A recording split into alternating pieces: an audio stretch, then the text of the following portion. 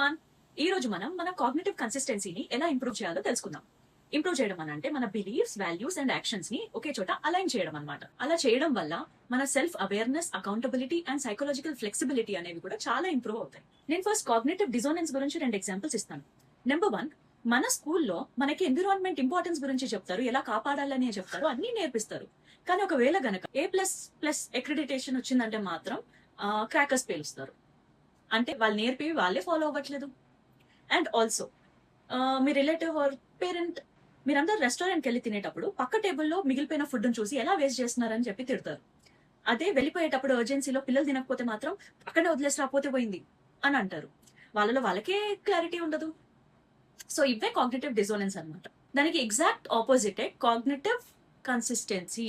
First మీరు ఒక journal maintain చేయడం స్టార్ట్ చేయాలి.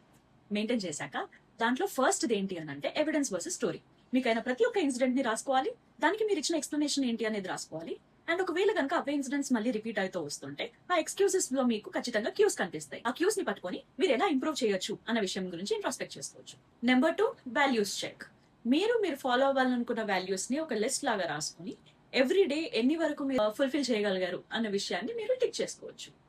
Number 3, 24 hours rule.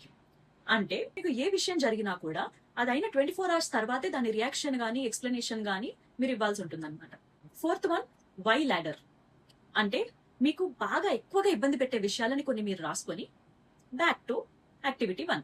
గుర్తు పెట్టుకోండి, మీ గోల్ పర్ఫెక్షన్ అవ్వడం కాదు, అలైన్ చేయడం, ఎక్స్టర్నల్ వాలిడేషన్ కోసం కాదు, మిమ్మల్ని మీరు బెటర్ చేసుకోవడం గురించి మాత్రమే.